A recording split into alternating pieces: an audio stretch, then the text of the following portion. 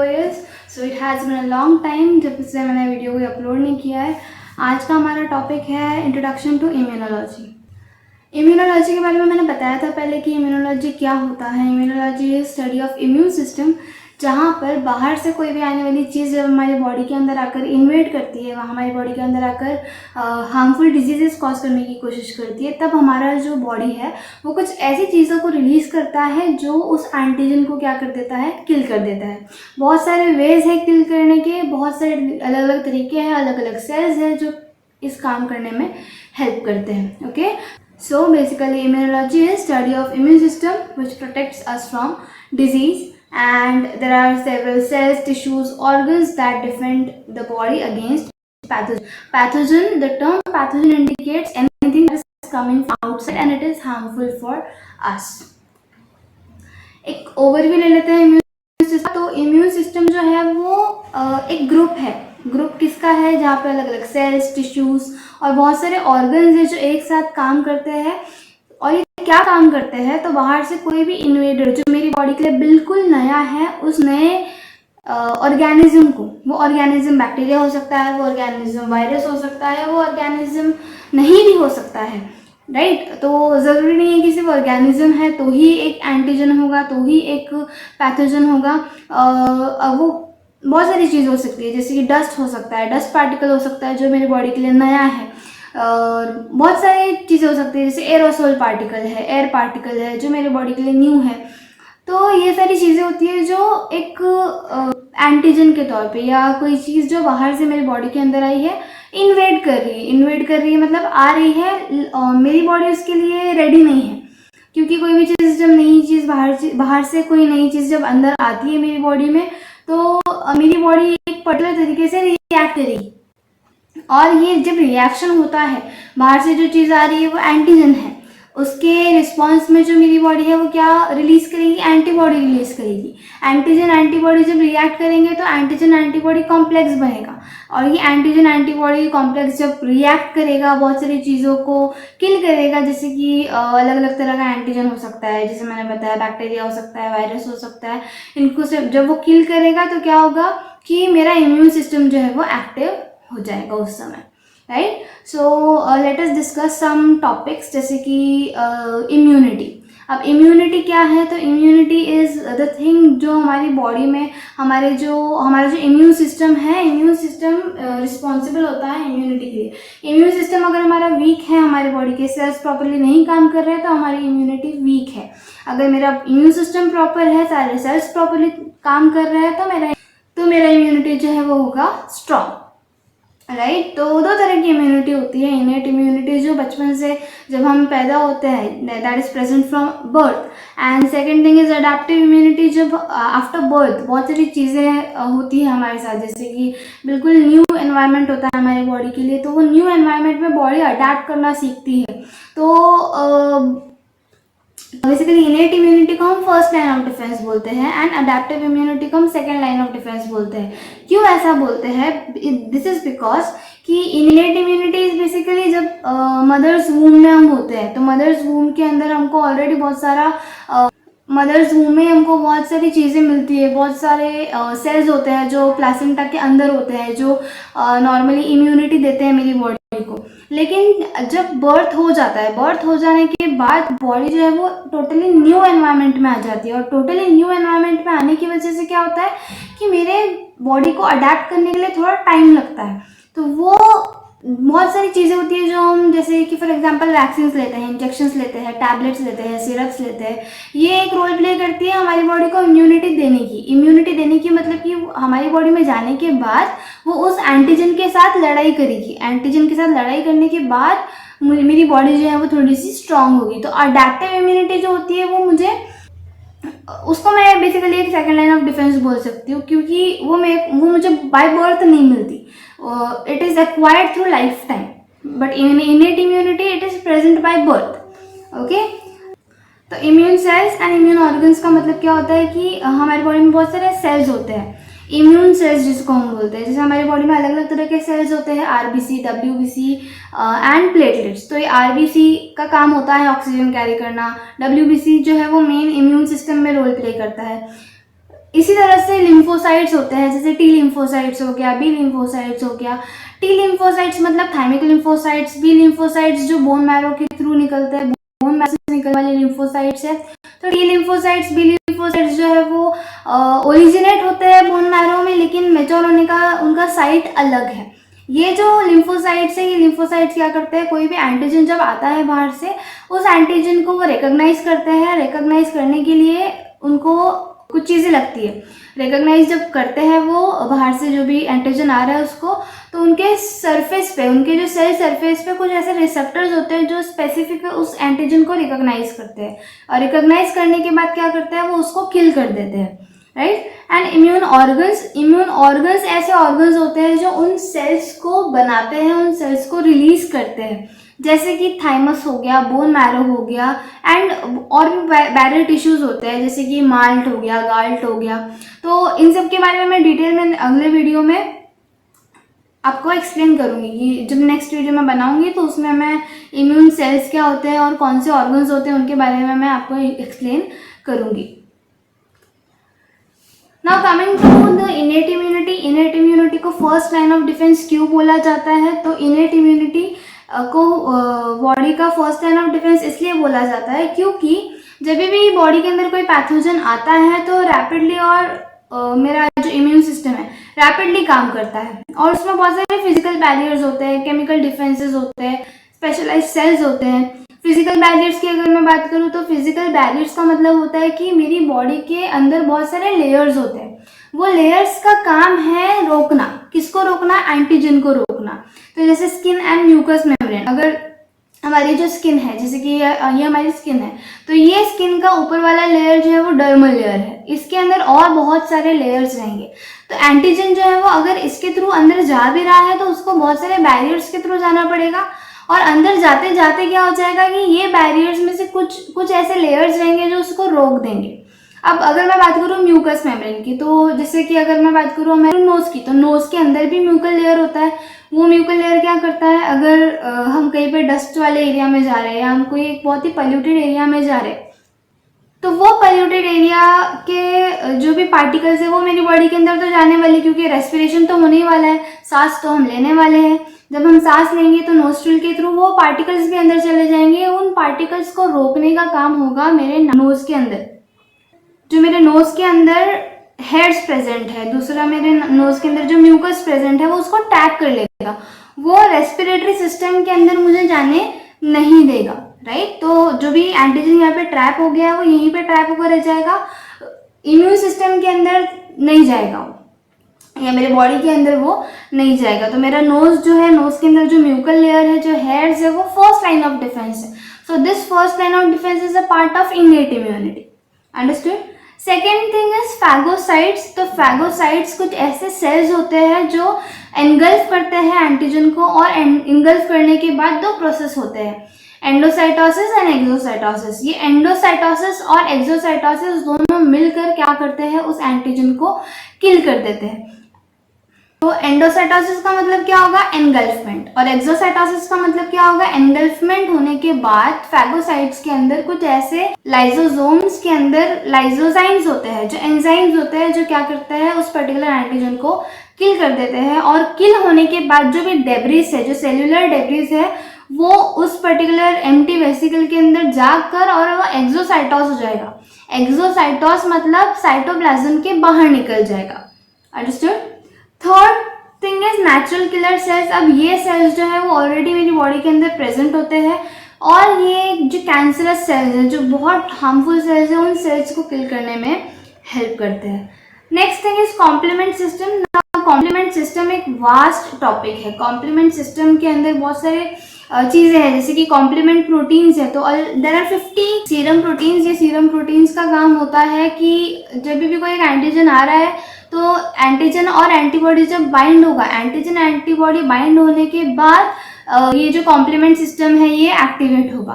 तो complement system से related भी मैं वीडियोस बनाने वाली हूँ। तो जब हम सेल्स के बारे में पढ़ लेंगे, ऑर्गन्स के बारे में पढ़ लेंगे, एंटीजन एंटीबॉडी रिएक्शंस के बारे में पढ़ लेंगे, उसके बाद मैं कॉम्प्लीमेंट सिस्टम पर वीडियो अपलोड करूँगी।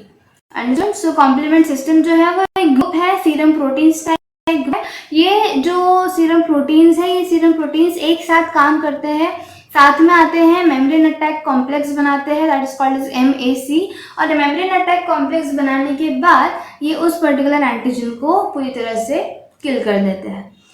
Next coming to adaptive immunity. अब इनेट इम्यूनिटी के बारे में हम ऑलरेडी पढ़ चुके हैं, तो अब बात करते हैं अडेप्टिव इम्यूनिटी के बारे में। अडेप्टिव इम्यूनिटी जो है वो स्पेसिफिक रिस्पॉन्सेस के लिए ही काम करती है। जैसे कि अगर कोई एक न्यू एंटीजन आ रहा है तो 4 स्टेप्स होंगे। सबसे पहला स्टेप होगा एंटीजन रिकॉग्निशन का, मतलब जो भी टी सेल्स और बी सेल्स प्रेजेंट है मेरी बॉडी के अंदर, वो टी सेल्स और बी सेल्स जो है वो उस एंटीजन को पहले रिकॉग्नाइज करेंगे।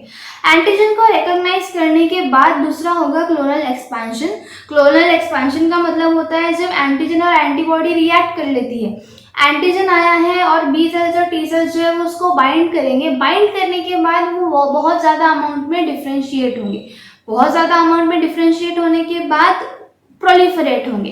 प्रोलिफरेट कहाँ कहाँ होंगे? अलग अलग एरियाज में, जो हमारे बॉडीज में अलग अलग एरियाज है जहाँ पर वो एंटीजन ऑलरेडी प्रेजेंट है, वो अलग अलग एरियाज में जाकर उस एंटीजन को किल करने की कोशिश करेंगे। तीसरा स्टेप होगा इफेक्टर फंक्शंस। इफेक्टर फंक्शंस का मतलब क्या होगा कि टी सेल जो है, टी सेल उन इन्फेक्टेड सेल्स को किल करेगा और बी सेल जो है वो ऐसे एंटीबॉडीज बनाएगा जो एंटीबॉडीज इस प्रोसेस को इक्वलाइज कर देंगे। जैसे कि जितने अमाउंट में एंटीजन है उतने अमाउंट में एंटीबॉडीज बनेगी। जितनी एंटीजन एंटीबॉडीज बनेंगी उतना ज़्यादा एंटीजन एंटीबॉडी कॉम्प्लेक्स बनेगा और उतना ही ज़्यादा जो रिएक्शन है वो न्यूट्रलाइज हो जाएगा। अब ये सारा प्रोसेस तो हो गया। ये सारा प्रोसेस होने के बाद अब ये जो एंटीजन आया था ये कहीं से भी आ सकता है, दोबारा भी आ सकता है। तो इसके लिए एंटीबॉडीज जो है वो ऑलरेडी बनी हुई होती है जो बी सेल टी सेल बना के रखते हैं। टी सेल और बी सेल बना के रखता है, इसका मतलब कि एक तरह का सेल होगा, उस सेल को बोला जाता है मेमोरी सेल। तो मेमोरी सेल्स का काम होता है कि जो भी चीज़ हुई है उसका एक मेमोरी क्रिएट करके और फ्यूचर के लिए वो उस चीज़ को स्टोर करके रखे, ताकि अगर फ्यूचर में सेम एंटीजन आता है तो मेरे बी सेल और टी सेल को फिर से वो एंटीबॉडीज बनाने की ज़रूरत नहीं है। अंडरस्टूड? सो जैसे मैंने बोला एंटीजन और एंटीबॉडीज। तो एंटीजन क्या होता है? एंटीजन जो फॉरेन पार्टिकल है, बाहर से कोई भी फॉरेन पार्टिकल जब मेरी बॉडी के अंदर आता है उसको मैं एंटीजन बोलती हूँ। अब जरूरी नहीं कि एंटीजन जो है वो सिर्फ माइक्रो ऑर्गेनिज्म ही है। एंटीजन कोई प्रोटीन भी हो सकता है, कोई कार्बोहाइड्रेट भी हो सकता है, कोई लिपिड भी हो सकता है, कोई न्यूक्लिक एसिड भी हो सकता है। ऐसा चीज़ जो मेरे इम्यून सिस्टम के लिए फॉरेन है। फॉरेन का मतलब समझते हो? फॉरेन का मतलब होता है न्यू। ऐसी कोई भी चीज़ जो मेरी बॉडी के लिए, जो मेरे इम्यून सिस्टम के लिए फॉरेन है, उसको मैं टर्म कर दूंगी एज एन एंटीजन। इसी के रिस्पॉन्स में जो है वो एंटीबॉडीज काम करती है। एंटीबॉडीज जो है वो वाई शेप स्ट्रक्चर्स होती है जिनको हम इम्यूनोग्लोबुलिन्स भी बोलते हैं। तो इनके पास एक वेरिएबल रीजन होता है, एंटीजन स्पेसिफिक बाइंडिंग साइट होती है। उस एंटीजन बाइंडिंग स्पेसिफिक साइट पर मेरा एंटीजन जो है वो बाइंड करता है और बाइंड करने के बाद बनाता है antigen antibody complex. So as you can see, मैं यहाँ पे बताती हूँ आप लोगों को। सी, ये है एंटीजन, ओके। ये एंटीजन जो है वो स्पेसिफिक साइट पर, मतलब ये है एंटीबॉडी और इस एंटीबॉडी के ऊपर अगर ये देखोगे वाई शेप्ड एंटीबॉडी है, यहाँ पर ये जो रीजन है ये वेरिएबल रीजन है। ये वेरिएबल रीजन के ऊपर क्या करेगा? ये जो एंटीजन है ये आकर बाइंड करेगा। जैसे ही आकर बाइंड करेगा वैसे ही मेरा ये एंटीजन एंटीबॉडी कॉम्प्लेक्स बनेगा। जैसे ही एंटीजन एंटीबॉडी कॉम्प्लेक्स बनता है तो जैसे मैंने बोला कॉम्प्लीमेंट सिस्टम, ओके। अब कॉम्प्लीमेंट सिस्टम कब एक्टिवेट होगा? जब ये एंटीजन और एंटीबॉडी कॉम्प्लेक्स बन चुका है। अब उस कॉम्प्लीमेंट प्रोटीन को ये पता है कि ये कॉम्प्लेक्स बन चुका है, तो क्या होगा कि मेरा कॉम्प्लीमेंट सिस्टम एक्टिवेट हो जाएगा। जहाँ कॉम्प्लीमेंट सिस्टम को एक्टिवेट नहीं होना है तो सबसे पहली चीज, जब एंटीजन और एंटीबॉडी बाइंड करेगा, ये एंटीबॉडी जो है वो डिवाइड होगा इन सेवरल नंबर्स और इतना ज़्यादा अमाउंट में ये बनेगा कि जितने अमाउंट में एंटीजन है उतने अमाउंट में एंटीबॉडी बनेगा और ये जो रिएक्शन है ये न्यूट्रलाइज हो जाएगा। Understood? Okay, now coming to the next thing that is immune cells and their functions. तो अलग अलग इम्यून सेल्स होते हैं, जैसे कि मैंने बोला टी सेल्स हो गया, बी सेल्स हो गया, मैक्रोफेजेस हो गया, न्यूट्रोफिल्स हो गया, डेंड्राइटिक सेल्स हो गया। इनके अलावा भी बहुत सारे सेल्स होते हैं, जैसे कि हो गया, साइट्स हो गया, इओसिनोफिल, बेसोफिल, न्यूट्रोफिल, ये सारे जो सेल्स है इन सब के बारे में डिटेल में मैं एक अलग वीडियो बनाने वाली हूँ, सेल्स ऑफ इम्यून सिस्टम करके। अभी हम डिस्कस करते हैं कि इम्यूनोलॉजी में ये जो इम्यून सिस्टम में ये जो बेसिक सेल्स है जैसे कि टी सेल है, बी सेल है, मैक्रोफेजेस है, न्यूट्रोफिल्स है, डेंड्राइटिक सेल्स, इनका क्या काम है। तो जहाँ मैं बात करती हूँ टी सेल का काम होता है कि जो भी इन्फेक्टेड सेल्स है उनको किल करना और इम्यून सिस्टम को रेगुलेट करना। बी सेल्स का काम होता है कि बहुत सारी एंटीबॉडीज बनाना और उस रिएक्शन को न्यूट्रलाइज करना। देन मैक्रोफेजेस, जैसे कि मैंने बोला मैक्रोफेजेस का काम होता है फैगोसाइटोसिस करना। फैगोसाइटोसिस करने का मतलब होता है कि engulfment and destruction of the pathogen. Pathogen जब डिस्ट्रक्ट हो जाएगा उसके बाद जो डेब्रिस बनेगा उसको भी निकालने का काम होगा मैक्रोफेज का। देन न्यूट्रोफिल्स फैगोसाइटोसिस करेगा एंड बैक्टीरिया को किल करेगा। डेंड्राइटिक सेल्स का काम होता है कि वो टी सेल्स को एंटीजन प्रेजेंट करते हैं ताकि एक अडेप्टिव इम्यून रिस्पॉन्स जनरेट हो जाए। इसके अलावा और भी बहुत सारे सेल्स होते हैं, जैसे कि मैंने बोला जैसे डेंड्राइटिक सेल्स। तो डेंड्राइटिक सेल्स के बाद भी एक और टाइप का सेल होता है, उसको हम बोलते हैं फॉलिकुलर डेंड्राइटिक सेल। इसके अलावा भी और बहुत सारे सेल्स होते हैं जैसे कि फैगोसाइटिक सेल्स, मोनोसाइट्स होते हैं और बहुत सारे अलग अलग तरह के सेल्स होते हैं जिनके बारे में एक अलग से वीडियो बनाएंगे और हम उसके बारे में डिस्कस करेंगे। Okay, now coming to immune system disorders. Immune system में डिसऑर्डर कब होगा? जब एंटीजन और एंटीबॉडी दोनों का कॉम्प्लेक्स बनना थोड़ा मुश्किल हो जाए।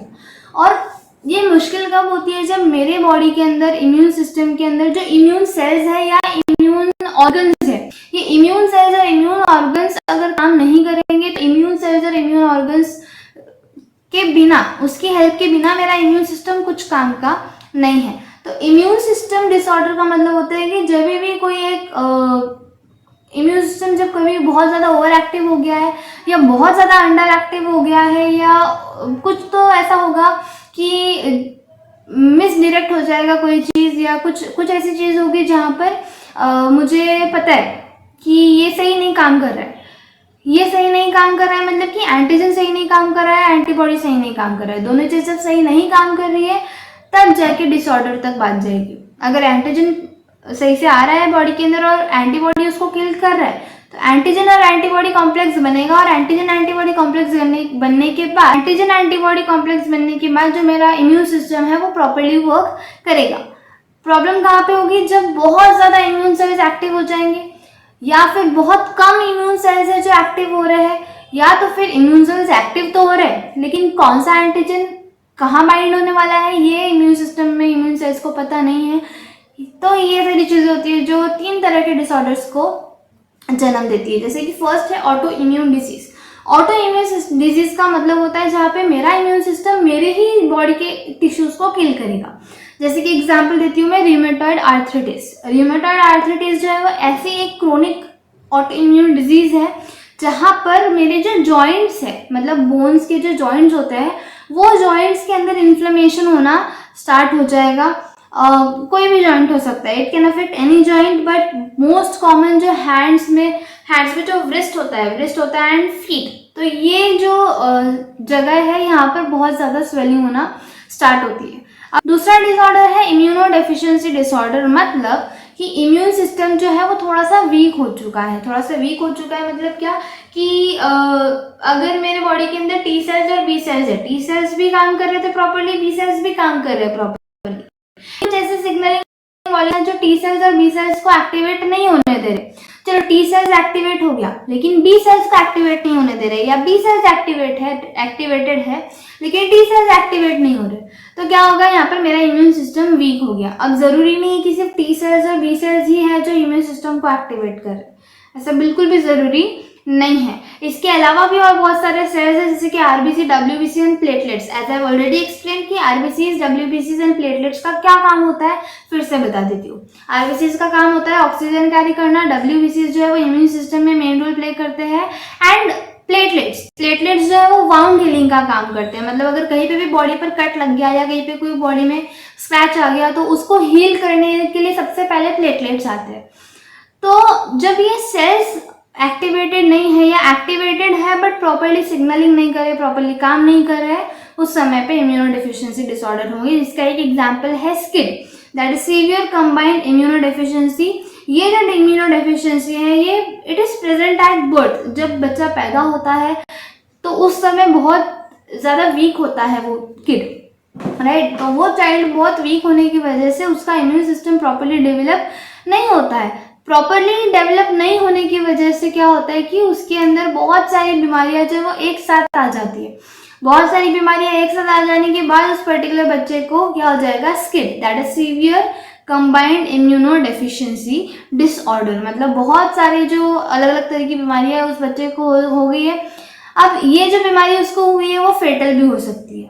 Third, coming to hypersensitivity reaction. अब हाइपर सेंसिटिविटी का मतलब होता है कि मेरा जो बॉडी है वो तुरंत एकदम से रिएक्ट करने लगेगा, जैसे कि एलर्जिक रिएक्शंस।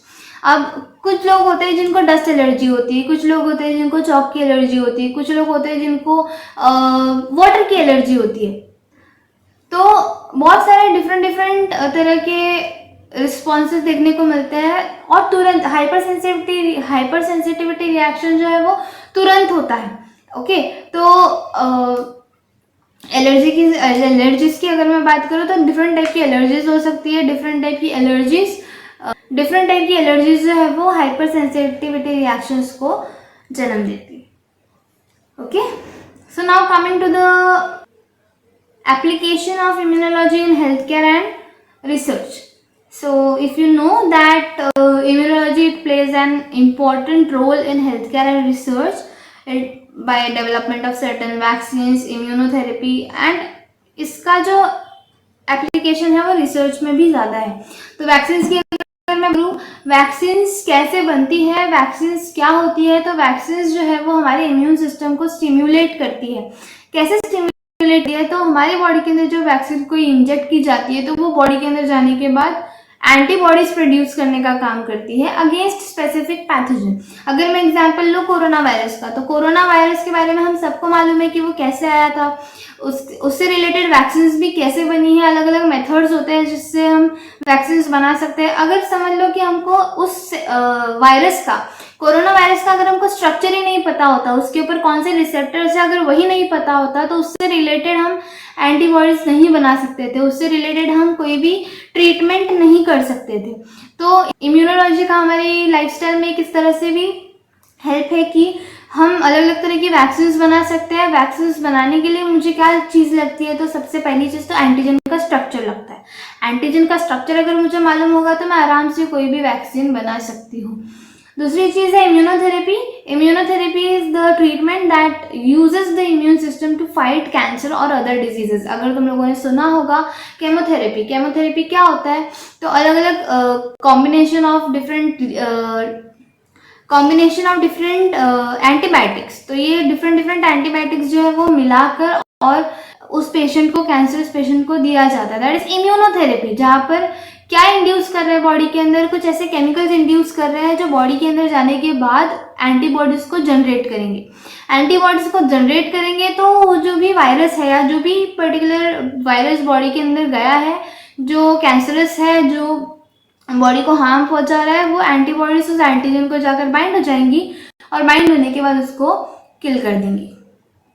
तीसरा एप्लीकेशन है रिसर्च में, जहाँ पर अलग अलग जो भी चीज़ें होती है बॉडी के अंदर उसको स्टडी किया जाता है, इम्यून सिस्टम को स्टडी किया जाता है एंड उससे ही रिलेटेड नई नई इनोवेटिव थेरेपीज को बनाया जाता है। So I hope you have understood this concept that is immunology.